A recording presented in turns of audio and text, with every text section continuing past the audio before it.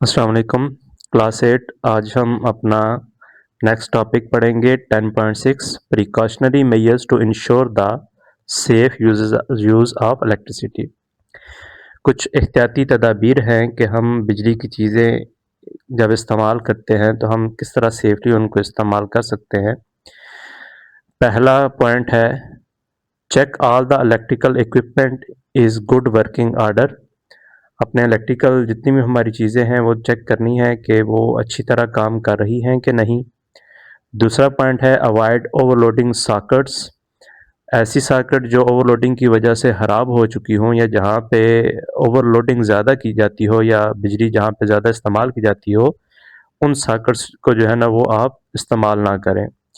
Never repair cuts with insulating tape. अगर कोई तार में से कोई कट लग जाता है और वो तार जिसको हम कहते हैं कि नंगी हो जाती है, ओपन हो जाती है, तो उसको किसी भी इंसुलेटिंग टेप या आम टेप से जो है वो कवर नहीं करना। Use proper connectors. एक ख़ास कनेक्टर्स मिलते हैं जो कि उन केबल्स को आपस में जॉइंट कर देते हैं, तो वो यूज़ करने हैं। नंबर 4 है replace damaged sections of cable completely.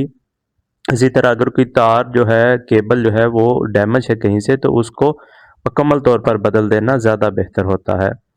When disconnecting electrical equipments, gently pull it by plug instead of jerking electrical cord।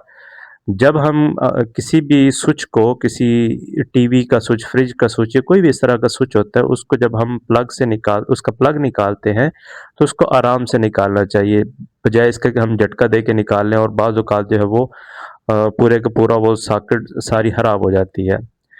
Switch off and unplug equipment before you clean it.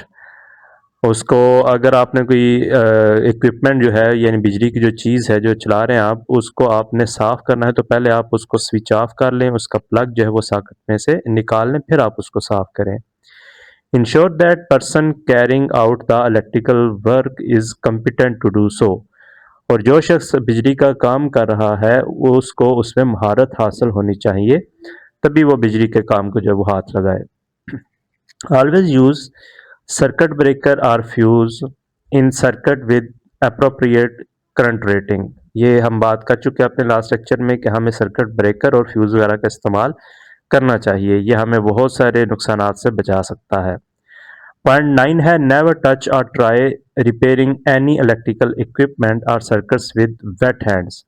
कभी भी गीले हाथों के साथ आप बिजली की किसी भी चीज़ को, इलेक्ट्रिकल इक्विपमेंट को या जिसे हम कोई भी इस तरह की चीज़ इस्तेमाल कर रहे हैं बिजली वाली, उसको हाथ नहीं लगाना, गीले हाथ नहीं लगाने। और ख़ास तौर पे अगर आप किसी इस तरह की चीज़ को रिपेयर कर रहे हैं तो उसको आपने गीले हाथ नहीं लगाने। Always use insulated tools while working. हमेशा इंसुलेटेड टूल इस्तेमाल करें, यानी अगर आप बिजली का काम कर रहे हैं तो ग्लव्स वगैरह का इस्तेमाल करते हैं अमूमन आम तौर पे, तो इस तरह के टूल्स जो है वो इस्तेमाल करें ताकि इलेक्ट्रिक शॉक से महफूज रहा जा सके। अब हम 10.4 एक एक्टिविटी को आज डिस्कस करते हैं। कॉटन, ये मटेरियल है हमारा, इसके लिए कौन कौन सा मटेरियल चाहिए कि कॉटन कवर्ड कॉपर वायर जिसके ऊपर कॉटन जो है वो लगी हो, आयरन नेल लोहे के कील हो, 2 सेल्फ बैटरी हो, इलेक्ट्रिक स्विच हो, स्टिकी टेप हो, थ्रेड, आयरन फिलिंग्स और पेपर पिन्स वगैरह, ये हमारा मटेरियल है जो हमें रिक्वायर्ड है। अब करना क्या आप लोगों ने, प्रोसीजर है हमारा।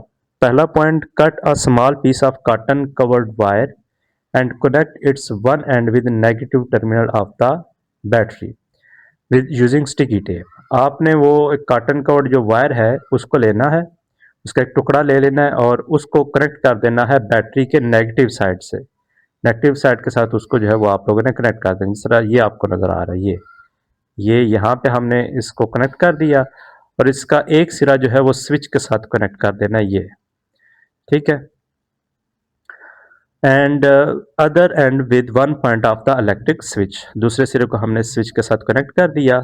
सेकंड पॉइंट है wind a long piece of cotton covered copper wire around an iron nail forming a coil. अब आपने ना ये नेल है हमारे पास, आयरन नेल, इसके गिर्द आपने उस कॉपर वायर की वाइंडिंग कर देनी, यानी लपेट देना है आप लोगों ने, ठीक है। तो ये कॉइल की शक्ल इस तरह बन जाएगी, ठीक है, जिस तरह स्प्रिंग लाइक स्ट्रक्चर होता है। Connect one end of the coil with positive terminal of the battery। अब आपने उस कॉइल का एक सिरा जो है वो पॉजिटिव टर्मिनल से ये एक सिरा हमने यहाँ से लिया और इसको बैटरी के पॉजिटिव टर्मिनल के साथ कनेक्ट कर दिया है and it's other and with the second point of electric switch, और इसका जो दूसरा सिरा है ये वाला, इसको हम इलेक्ट्रिक स्विच के साथ जो है वो कनेक्ट कर देंगे। Suspend the coil with the help of thread, अब आपने इसको लटका लेना है इस कॉयल को, ये जो नेल है हमारा इस धागे के जरिए, थ्रेड के जरिए tight to its centre as shown in the figure, जिस तरह ये फिगर में दिखाया गया है। टर्न द स्विच ऑन, अब आपने स्विच को ऑन करना है, ये हमारा स्विच है। स्विच ऑन किस तरह होगा, जब हम इसको कनेक्ट कर देंगे, दोनों सिरे आपस में मिल जाएंगे।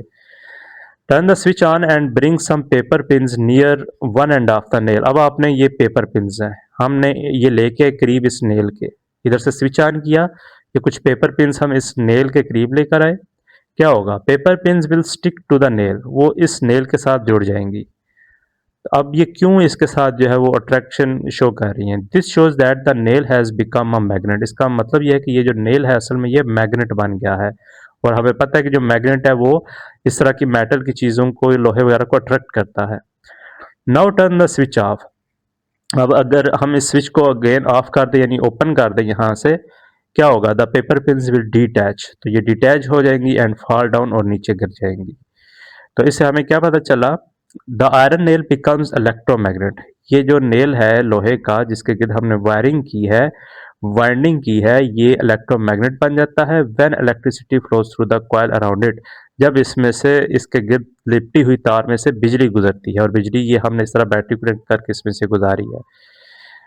फिर the magnet property of the nail is loss when the current flowing the through the coil stops, और अगर हम इसमें स्विच ऑफ कर दें और करंट इसमें से फ्लो करना रुक जाएगा, तो ये जो मैग्नेट बना था आयरन नेल, ये अगेन जो है वो इसकी मैग्नेटिक प्रॉपर्टी खत्म हो जाएगी, और ये हमें फिर पता चला कि एक टेम्परेरी मैग्नेट है, हम इसको इस तरह बना सकते हैं, जब हम स्विच ऑन करेंगे तो वो मैग्नेट बन जाएगा, और स्विच ऑफ करेंगे तो अगेन उसके जो मैग्नेट प्रॉपर्टी है वो खत्म हो जाएगी।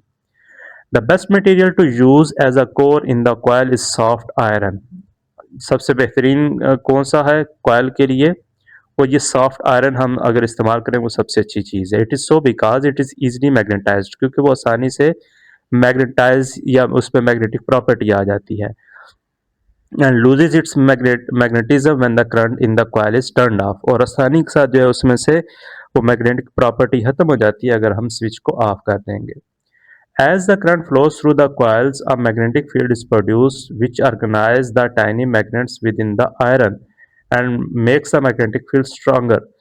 जब इसमें से करंट फ्लो करता है तो इसके अंदर जो छोटे छोटे मैग्नेट्स होते हैं वो उनको ऑर्गेनाइज करता है, ठीक है, यानी मैग्नेटिक फील्ड जो है वो प्रोड्यूस करेगा, और वो जितना ज़्यादा ऑर्गेनाइज होगा उतना ही ज़्यादा, या जितना ज़्यादा करंट फ्लो करेगा उतना ही ज़्यादा वो उसकी मैग्नेटिक फील्ड जो है स्ट्रांगर होती है। और मैग्नेटिक फील्ड की कल हमने डेफिनेशन पढ़ी थी कि मैग्नेट के इर्द गिर्द एरिया होता है जो कि चीज़ों को अपनी तरफ अट्रैक्ट करता है, ठीक है। When the current flowing is the coil is turned off, the organization of tiny magnets within the iron is lost. अगर हम करंट ऑफ करेंगे तो इसमें जो छोटे छोटे मैग्नेट है वो मैग्नेटिज्म प्रॉपर्टी उनकी खत्म हो जाएगी, and the soft iron loses its magnetism. Hence the magnetic properties of an electromagnetic are temporary. तो ये तो हमें पता चल गया कि ये टेम्परेरी होता है। The strength of electromagnets can also be increased by increasing the current. ये एक पॉइंट है कि स्ट्रेंथ ऑफ इलेक्ट्रोमैग्नेट्स हम किस तरह उसके स्ट्रेंथ को बढ़ा सकते हैं। एक तो हम ये काम करें कि टेम्परेचर उसका करंट बढ़ा दें, करंट बढ़ाने से उसकी ये प्रॉपर्टी बढ़ जाएगी। दूसरा ये है कि increasing the number of turns in the coil, या फिर यह है कि ये जो कॉइल्स हमने इस तरह वाइंडिंग की है ना, ये नंबर ऑफ टर्न्स बढ़ा दे, यानी अगर ये 10 दफ़ा हमने इस तरह किया है तो 20 दफ़ा कर दें तो वो डबल हो जाएगी। अच्छा, हैंस ऑस्टेड और Danish scientist was the first to explore the electromagnetic effect, ये साइंटिस्ट था जिसने सबसे पहले जो है वो इलेक्ट्रोमैग्नेटिक इफेक्ट के बारे में बताया था। This discovery brought a revolution in the world of science and engineering, ये बहुत बड़ा एक कारनामा था उसका। आज हम अपना नेक्स्ट जो है वो शॉर्ट क्वेश्चन करते हैं। नेक्स्ट है हमारा short question, describe with the help of diagram close circuit and open circuit, ये शॉर्ट क्वेश्चन नंबर 3 है, और आप लोगों ने ये यहाँ से करना, ये मैंने यहाँ पे अटैच कर दी है एक डायग्राम। ओपन सर्किट क्या होता है, in an open circuit the path is broken, जिस तरह ये है, ठीक है, ये पाथ जो है वो आपस में मिला नहीं हुआ, ब्रोकन है।